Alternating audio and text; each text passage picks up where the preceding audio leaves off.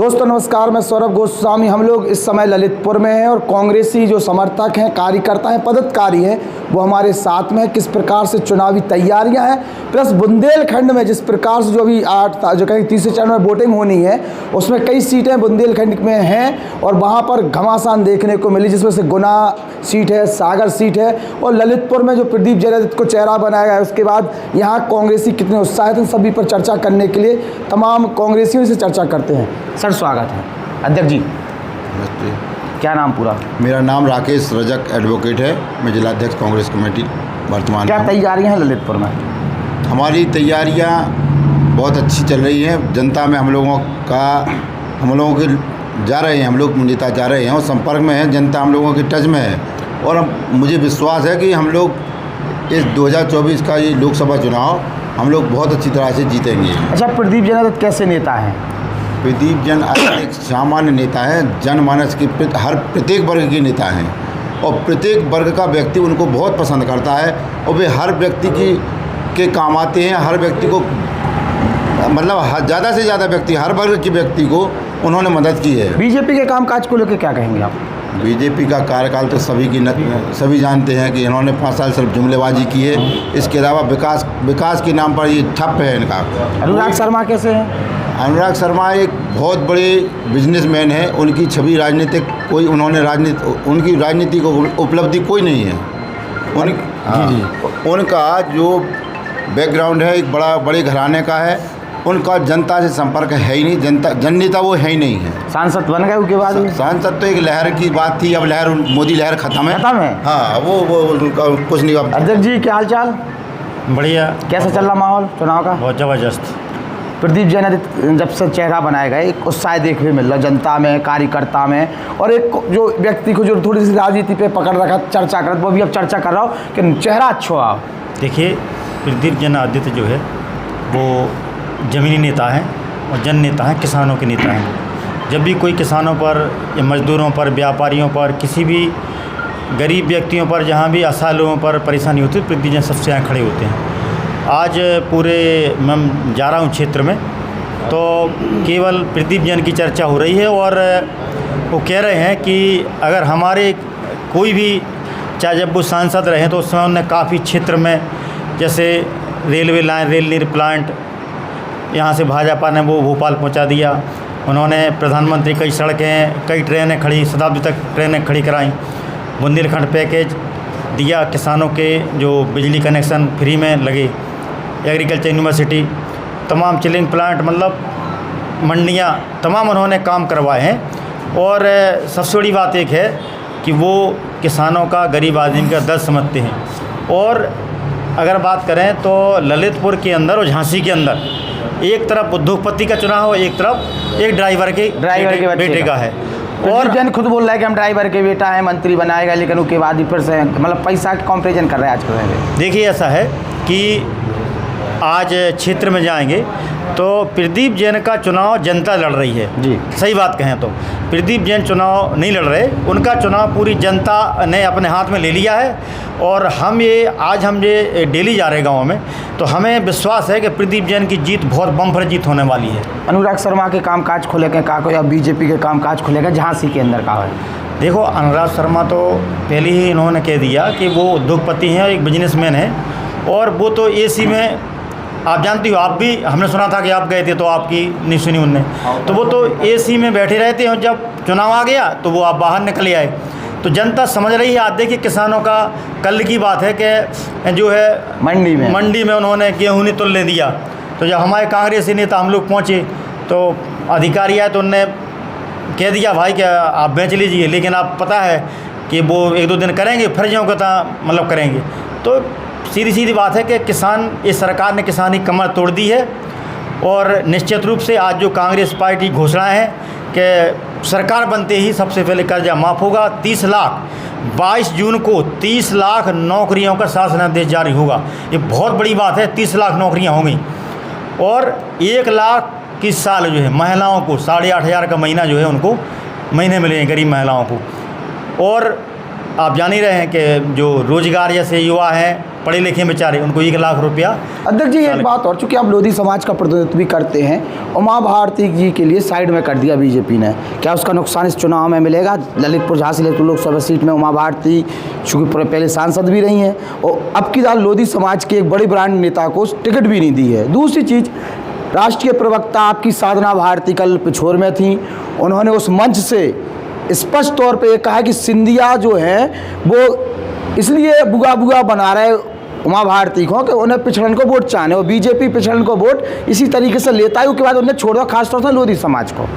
देखिए, भारतीय जनता पार्टी ने लोधी समाज का एक डिस्पोजल की तरह इस्तेमाल किया और फेंक दिया। जब वोट की बारी आती है, मध्य प्रदेश में उमा भारती ने सरकार बनवाई थी और सरकार बनने के 6 महीने बाद हटा दिया था। इसी प्रकार से कल्याण सिंह का भी इन्होंने इस्तेमाल किया। तो अब लोधी समाज जान चुकी है, इसलिए लोधी समाज, अब आज हम क्षेत्र में जा रहे हैं तो पूरी समाज, जिस प्रकार से 2009 में प्रदीप जन आदित्य जी को वोट दिया था, तो पूरी लोधी समाज ने कहा है कि भाई हम तो भाजपा से के कहने में नहीं आ रहे, क्योंकि भाजपा ने तो केवल इस्तेमाल किया, इसलिए सभी लोधी समाज के सभी लोग जो है, राजपूत समाज के सब जो है कांग्रेस को वोट कर रहे हैं। सर क्या हाल चाल? नमस्कार। कैसे चल रहा चुनाव प्रचार? बहुत बढ़िया चुनाव प्रचार चल रहा है। जैसे हमारे अध्यक्ष जी ने कहा है कि प्रदीप जैन का चुनाव जनता लड़ रही है, क्योंकि प्रदीप जैन जननेता हैं, क्योंकि जनता की तकलीफ़ों को प्रदीप जैन आदित्य जी ने जितनी बारीकी से समझा है, शायद ही है कि इतने माने जितने भी सांसद हुए हैं उनमें में पहले सांसद हैं जो जनता की तकलीफ को भली भांति समझते हैं। इन्होंने जनता की तकलीफ को समझा ही नहीं, उस दर्द को भी महसूस किया है। जब भी जनता पर यहाँ संकट आया है, चाहे किसानों को हो, मजदूरों को हो, बेरोजगारों को हो, तो एक ही आवाज़ उठी, वो है प्रदीप जैन आदित्य। चाहे संसद से लेकर सड़क तक प्रदीप जैन आदित्य ने हमेशा किसान, मजदूर, बेरोजगारों की सबका साथ दिया है। आज इसलिए जनता, यहाँ की जनता बदलाव चाहती है और प्रदीप जैन आदित्य जैसे जननेता को ही यहाँ की जनता। अनुराग शर्मा के कामकाज को लेकर क्या कहेंगे? देखो, अनुराग शर्मा जी जो सांसद हैं माननीय, उनकी कोई उपलब्धि नहीं है। वो हाईटेक नेता हैं, हेलीकॉप्टर नेता हैं, उनकी कोई उपलब्धि नहीं है। जनता से उनकी कोई कनेक्टिविटी नहीं है। वे यहाँ के 20 लोगों के, जिला के 20 लोगों के नाम नहीं बता सकते हो। प्रदीप जैन आदित्य गांव-गांव से 10-10, 20-20 नाव गांव-गांव के लोगों की बता सकते। भीड़ तो उनके संग खूब जा रही है, अनुराग के संग सब उनके पास सब हाईटेक कहा ना हमने, हेलीकॉप्टर नेता है तो हेलीकॉप्टर भीड़ है। आप समझ सकते हैं कि हेलीकॉप्टर ही उनके पास भीड़ है। अब ये चुनाव में वो भीड़ नहीं दिखेगी। आप देख लो, भाजपा का कार्यालय खाली आप जाके अभी देख सकते हैं। कांग्रेस के कार्यालय में आप किसी भी समय आइए, यहाँ आपको मिलेगा, भीड़ मिलेगी, जनता मिलेगी। और हमारे लिए क्षेत्र से ना जाने कितने कार्यकर्ताओं के फ़ोन आ रहे हैं, वे कह रहे हैं कि अब की दफ़े चूकना नहीं है, ना ही जुमलेबाजी में आना है, ना ही जात में आना है, ना ही धर्म में आना। वे क्षेत्र के विकास के लिए बहुत बना लिया है। एनडी गठबंधन पे क्या कहेंगे सर? एनडी गठबंधन जो गठबंधन हुआ है उसको लेकर सपा के जो कार्यकर्ता वो साथ में है कि नहीं? इंडिया गठबंधन, देखिए हमारा गठबंधन तो शीर्ष नेतृत्व ने कर लिया है। हमारे माननीय राहुल गांधी जी, मल्लिकार्जुन खड़गे जी और अखिलेश यादव जी, केजरीवाल जी, बाबू सिंह कुशवाहा जी, सभी ने वहाँ गठबंधन, तो हमारे यहाँ गठबंधन हुआ है। और निश्चित रूप से गठबंधन के सारे लोगों में उत्साह है। और आप देख लेना, झांसी ललितपुर की इस सीट जो है इतिहास दर्ज करेगी जीत में। सर क्या नाम? मैं धर्म सिंह वर्मा जी का हाल चाल है? मोदी राज में अच्छे दिन आ गए सब? मैं कुछ एक शेर सुनाई देता। बिल्कुल सुनाओ, हम तो सुनवे ही आए। सच्चाई तो ये है कि संविधान और लोकतंत्र को बचाने का चुनाव है 2024 का, और मैं ये कहना चाहता हूँ कि झूठों ने झूठों से कहा, झूठों ने झूठों से कहा कि सच बोलो। सरकारी ऐलान हुआ है कि सच बोलो। झूठों ने झूठों से कहा है कि सच बोलो। सरकारी ऐलान हुआ है कि सच बोलो। घर में झूठों की एक मंडी है, घर में झूठों की एक मंडी है, और दरवाजे पर लिखा हुआ है कि सच बोलो। सच बोलो, सच बोलो। सर क्या हाल चाल, क्या नाम? जसपाल सिंह। क्या स्थिति है? बहुत अच्छी स्थिति है। ललितपुर झांसी लोकसभा सीट पर श्री प्रदीप जैन आदित्य का चुनाव जनता स्वयं अपने हाथों में लेकर लड़ रही है। उनके लड़ने से हम लोग जब भी उनके पास जाते हैं तो वो कहते हैं चिंता नहीं करो, हम लोग खुद चुनाव लड़ रहे हैं, हम लोग वोट डलवाने का काम करेंगे। और जो जनता का नूर है उस नूर को अपने पास रखेंगे, जो जनता से दूर है उसको दूर रखेंगे। 200 करोड़ के आसामी है अनुराग शर्मा, प्रदीप जन आदित्य आगे टकत नहीं है।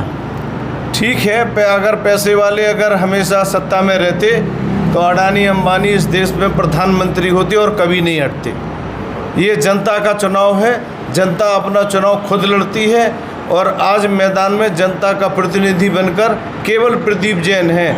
बाकी जनता ये चुनाव स्वयं लड़ रही है, चाहे वो महंगाई से लड़ रही हो, चाहे वो बेरोजगारी से लड़ रही हो।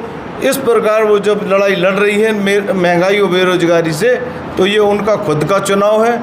इसलिए वो इस मैदान में वो किसी को अपने सामने नहीं देख रही है। वो कह रही है कि हम स्वयं लड़ेंगे और प्रदीप जैन को जिताकर इस लोकसभा सीट से हम उनको दिल्ली भेजने का काम करेंगे। सांसद अनुराग शर्मा के बारे में क्या कहेंगे?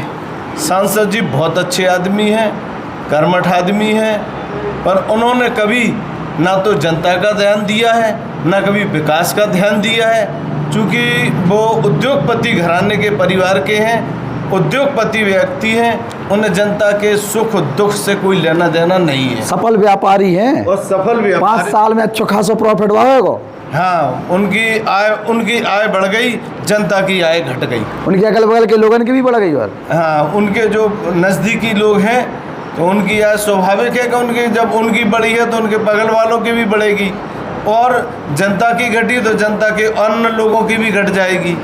ऐसी स्थिति देखने को हम लोग को मिल रही है। अच्छा, चूँकि चुनाव की बात हो रही थी, हमने बात भी की थी कल राजा साहब से जब चर्चा हो रही थी तो गुना लोकसभा सीट पर भी बात हुई थी। हम थोड़ा सा सागर और गुना पे भी चर्चा करना चाहेंगे। तो पहले तो आप सागर पर क्या कहेंगे, सागर लोकसभा सीट पर?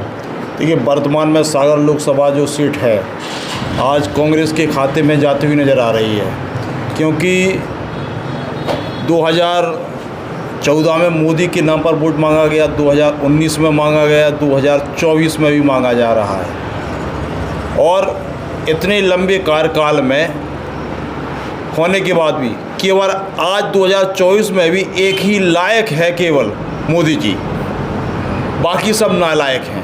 मतलब बीजेपी में एक ही लायक? हाँ, क्यों इतना लंबा समय बाद भी। और ये जगह जगह ये अफवाह है सागर लोकसभा में कि जो ये कैंडिडेट हैं ये जनता की कैंडिडेट नहीं है, बीजेपी की कैंडिडेट नहीं है, मोदी जी के द्वारा थोपी गई कैंडिडेट हैं ये।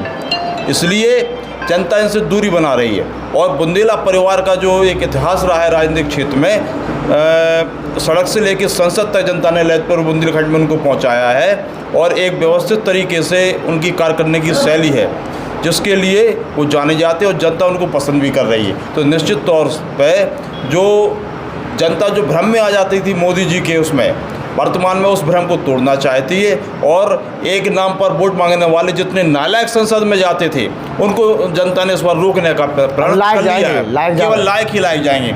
और भाई अपन झांसी ललितपुर की अगर बात करें तो ये बहुत सोचने वाली बात है। कल जब अनुराग शर्मा जी का नामांकन दाखिल हुआ उसमें एक बड़ी आश्चर्यजनक बात निकल कर आई कि उनकी संपत्ति 83 करोड़ रुपए बढ़ गई। 2019 के बाद कोरोना रहा, फैक्ट्रियाँ बंद नहीं, रोड बंद रहा है, सब कुछ बंद रहा। इनका ऐसा कैसे बढ़ गया? ये कैसे उनके लायक व्यक्ति मोदी जी की कृपा रही कि उनका 83 करोड़ बढ़ गया और जनता की आमदनी घट गई। अब जब बात आती है प्रदीप जन आदित्य की, तो प्रदीप जन आदित्य को हाथ में लेके जनता आज चुनाव लड़ रही है। ये जनता से दूर रहे हैं ये लोग कहते हैं, लेकिन हकीकत ये है कि जनता इनसे दूर हो गई है।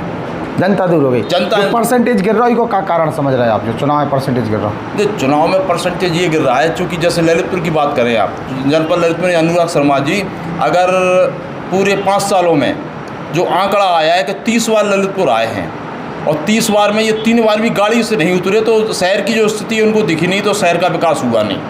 इस वजह से जनता इनसे दूरी बना रही है।